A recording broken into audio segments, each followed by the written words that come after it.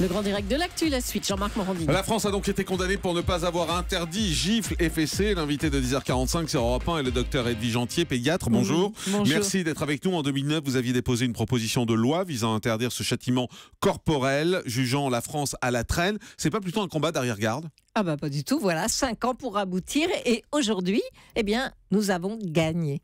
Ça y est, la France est obligée d'inscrire dans sa loi qu'elle abolit les châtiments corporels dans l'éducation des enfants. C'est donc, très important. C'est-à-dire que les parents qui donneront une gifle à leur enfant seront hors la loi. Or, le code civil, c'est pas pour le code pénal, mais en Suède, par exemple, dans le code civil, depuis 30 ans, les châtiments corporels sont abolis dans l'éducation, c'est clair et net. Résultat, les résultats scolaires en Suède sont bien meilleurs aux nôtres et il y a beaucoup moins de délinquance. Donc ceux qui croient que ça fait perdre l'autorité, c'est le contraire, les prisons se vident en Suède. Edwige Antier, ce que vous dites aux parents qui nous écoutent, c'est que désormais, vous n'avez plus le droit de donner une gifle à vos enfants. Voilà, absolument. Et si vous le faites, il faut faire très attention parce que en cas de séparation parentale, vous allez aller devant le juge aux affaires familiales. Et puis, si l'enfant vient à se plaindre, à le dire, un jour, on pourra ester en cour européenne de justice. Attendez, on marche sur la tête. On est d'accord, on ne parle pas de violence, on ne parle pas de châtiment corporel, on parle d'une gifle parce que l'enfant a fait une bêtise. C'est tout. Un châtiment corporel, c'est lever la main pour frapper le corps d'un enfant en prétendant l'éduquer. Alors, les parents qui l'ont fait, pour l'instant, on peut les comprendre. Parce qu'en France, on croyait qu'on faisait pas mal. Mais maintenant que le Conseil de l'Europe, que tous les pays européens qui ont fait la loi, que tous les spécialistes, moi avec mes 40 ans de pédiatrie, mais tous les travaux avec les IRM et tout, montrent que cela n'élève pas les enfants, qu'au contraire, ça les rend plus durs, plus hostiles, plus rebelles, plus sournois, avec moins de résultats scolaires. Faut écouter. Allez. Donc maintenant, vous devenez coupable. 39-21, on va au standard d'Europe 1, on va prendre Quentin, qui a 22 ans, qui nous appelle de Brest. Bonjour Quentin. Oui, bonjour Jean-Marc, bonjour tout le monde. Bienvenue sur Europe 1, vous trouvez ça débile Quentin, vous dites ça n'a jamais fait de mal à personne. Non, ça n'a jamais fait de mal à personne, une fessée, une petite gifle, moi quand j'étais gamin, mes parents des fois je faisais des petites bêtises, pour me punir une petite fessée, voilà, j'étais surtout vexé, j'avais pas mal. Et quand j'entends l'invité, Docteur Edwige Antier, oui. Voilà, tout à fait. Les enfants deviennent rebelles, sont moins bons à l'école, mais c'est du n'importe quoi. Enfin, moi, j'ai toujours travaillé. C'est pas parce que je prenais une petite claque ou une fessée quand j'étais gamin que, je travaillais mal à l'école, que je faisais d'autres bêtises, que j'étais rebelle. Voilà quoi. Enfin, j'ai jamais eu mal avec mes fessées. J'étais vexé plus qu'autre chose. Oui, moi, mais vexé, ça veut dire qu'on humilie. On aurait pu s'en passer, vous savez, on aurait pu s'en passer. On aurait pu vous expliquer comment faire, on aurait pu vous donner d'autres méthodes. Oui, et cette proposition... Pardon. La première fois, c'était, que je faisais ma bêtise. La première fois, c'était non. Non. La deuxième, je recommençais. Non. La troisième fois, au bout d'une troisième fois, il faut se dire. Sinon, après, c'est la porte. Enfin, personnellement, moi, je pense, actuellement, j'ai un enfant. Si mon petit, je lui dis une première fois non, qu'il continue. Une deuxième fois non, je lui punis une première fois. Et si au bout de la troisième fois il continue, je suis désolé, une petite fessée, ça lui fait pas de mal. Il pleure parce qu'il est vexé pendant 30 secondes. Après, il continue sa petite activité, il continue de jouer. Enfin, alors, voilà. le docteur Edwige Antier vous répond, Quentin. Oui, une première fois non, une deuxième fois non, une troisième fois je lui donne autre chose à faire. Parce qu'un enfant c'est très curieux, il a besoin de découvrir le monde. Alors souvent on lui met sous le nez des choses qu'on voudrait lui interdire. Il faut s'occuper des enfants. Le problème des parents, c'est qu'aujourd'hui, ils ont des vies très bousculées, des rythmes de vie très durs. C'est vrai. Et que quand ils entrent à la maison, ils voudraient être au calme, mais l'enfant, là, il les retrouve, il est excité et il a envie d'apprendre tellement de choses. Oui, il a envie d'apprendre, mais on parle de faire des bêtises. Oui. Un enfant qui se penche par le balcon, par exemple, qui risque de tomber, au bout de 3 fois quand il a fait, ça servira à rien, parce que vous avez peur, vous allez lui dire, tu prends une fessée maintenant, ça suffit. Non, je vais mettre une barrière, je vais mettre quelque chose anti-chute. Merci, je vais pas prendre le risque. Merci Quentin, on va prendre Sylvie également. Bonjour Sylvie. Bonjour. Bienvenue sur Europe 1. Sylvie, vous dites une fessée aussi, ça n'a jamais fait de mal à personne.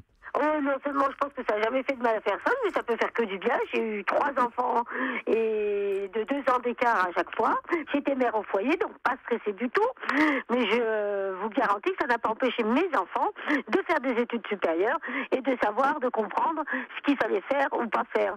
Parce que si vous, je comprends bien, au bout de 1 c'est non, au bout de 2 c'est non, la 3e fois on passe à autre chose, c'est-à-dire que l'enfant sait que de toute façon il peut faire ce qu'il veut, puisque au bout de 2 fois non, il pourra éviter la fessée, etc., etc.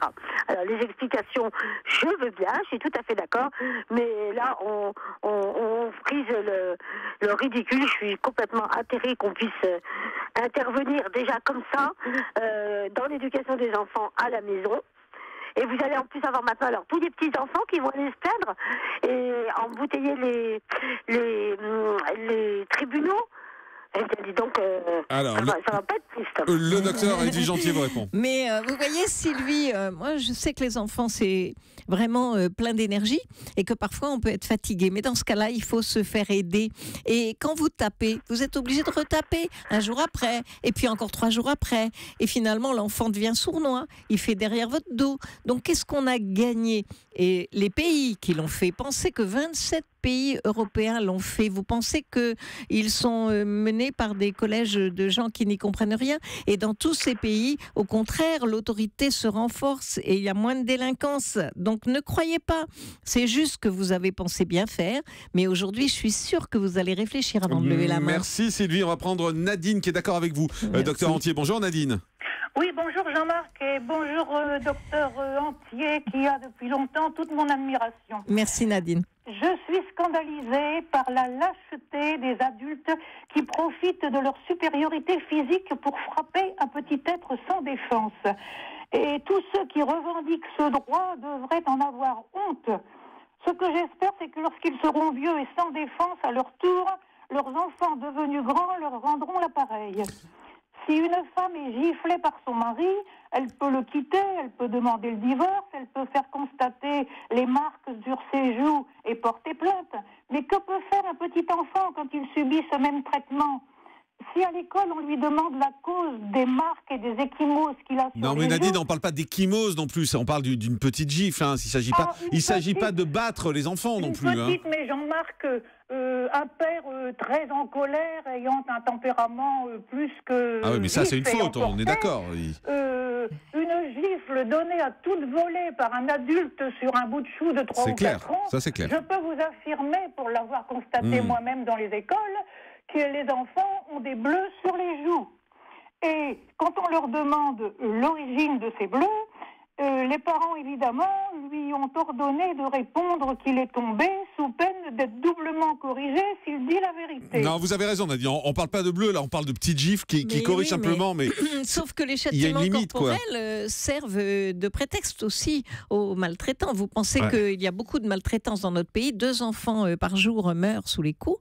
Et la fessée... Il ne faut pas tout mélanger, docteur. Il ne faut pas tout mélanger. Oui, mais quand vous envoyez un grand indicateur comme le Conseil de l'Europe, en disant maintenant, il faut abolir de taper le corps de l'enfant, eh bien là, les maltraitants, ils sont obligés de réfléchir. Et je vous dis, dans tous les pays où ça se fait, la maltraitance diminue, par exemple en Suède. 39-21, bonjour Yvette. Oui, bonjour. Bienvenue sur Europe 1. Yvette, vous dites, j'avais 5 enfants, il fallait que ça marche droit et de temps en temps une fessée. Voilà, mais cette madame, je vais l'interroger, chère madame Allez-y. la pédiatre.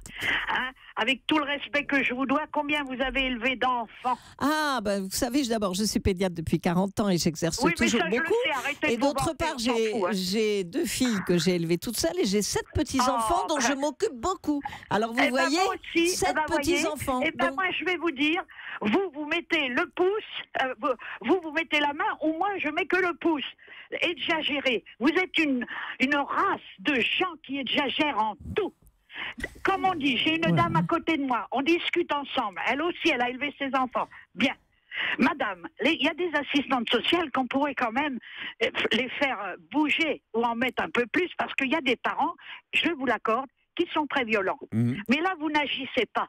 Vous foutez rien de rien. Vous, madame la Bah, vous pédiatre. voyez, quand j'entends Non, votre non, voix, arrêtez de j'aimerais rigoler, pas moi, me vous- prendre une vous- claque. Madame, à Ça me 77 fait ans, peur. vous pouvez rigoler. Vous avez le parent qui donne une claque comme moi, ça partait quand je Oh, commençais. vous deviez faire peur. Je commençais, chère madame, par lui expliquer que c'était pas bien, ou à il ou à elle, lui dire, tu vois ce que tu as fait, ou ça haussait les épaules, ou ça répondait. Clac, la claque partait. Oh là Ou la là. petite tape sur le cul. Oh là là. Oh mon Dieu, oh mon Dieu, oh mon Dieu, ils sont morts. Oh mon Dieu, mais vous êtes malade, madame. Et vous êtes voyez, gâchée dans je pense tout. que Et plus...